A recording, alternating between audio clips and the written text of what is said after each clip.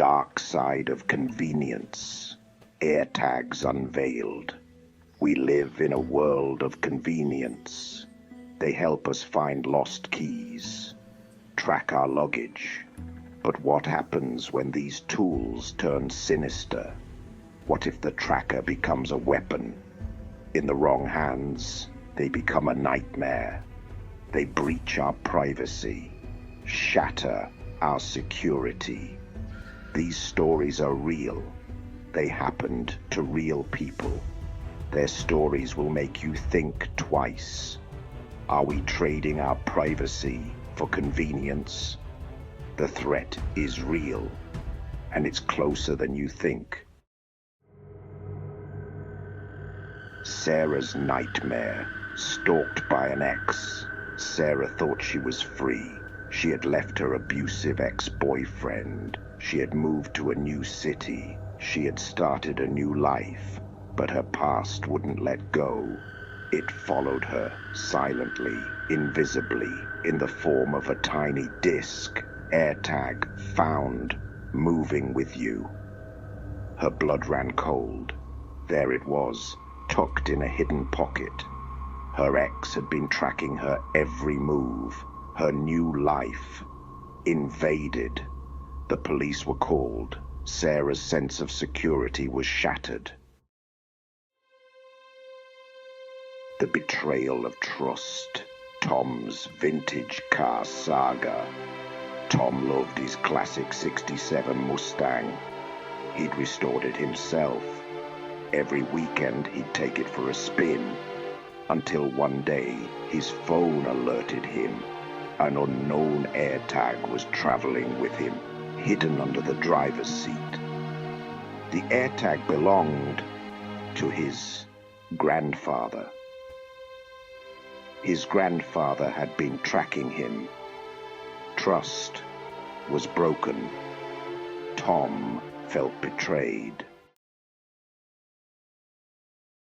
Hidden in plain sight, Emily's roommate revelation.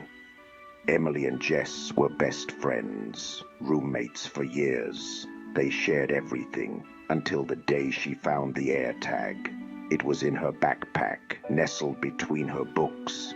She showed it to Jess, expected surprise. Instead, she saw guilt. Jess confessed. She wanted to know where Emily went. Years of friendship crumbled in an instant. Emily felt violated. Emily moved out that day. She left her sense of security, her ability to trust. The AirTag was small, but its impact was enormous. Section 5. The Invisible Threat. AirTags as tools of control. AirTags are small. They're easy to hide. That's what makes them dangerous.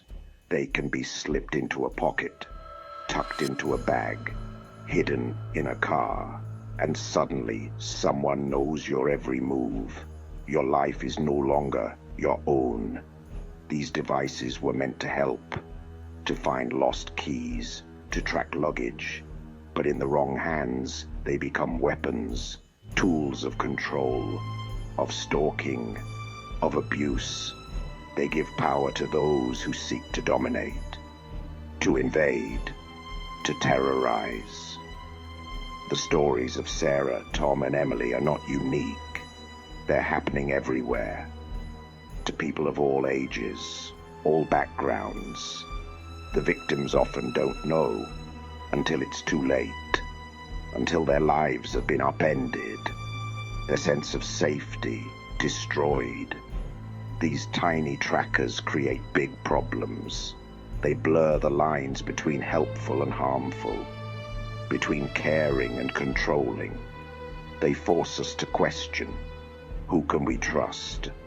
Are we ever truly alone? The answers are uncomfortable. They shake our faith in technology, in humanity. Section 6. Digital footprints. The price of connectivity. We live in a connected world. Our devices talk to each other. They know where we are. what we do, who we're with. We accept this for convenience, for safety, but at what cost? Our digital footprints are everywhere. In our phones, our cars, our homes. We leave traces of ourselves in cyberspace with every click, every swipe, every purchase. We're creating a map of our lives, a map that can be followed, exploited. AirTags are just one piece of the puzzle. They're a symptom of a larger issue. Our lives are no longer private. We're always visible, always trackable. We've traded our privacy for convenience, our anonymity for connectivity. The question is it worth it? Are we safer or just more vulnerable? The stories we've heard suggest the latter. They show us the dark side of our connected world. They force us to confront an uncomfortable truth. In our quest for convenience, we may have opened Pandora's box. Section 7. Staying safe in a tracked world. Knowledge is power. Awareness is key. In a world of invisible threats, we must be vigilant.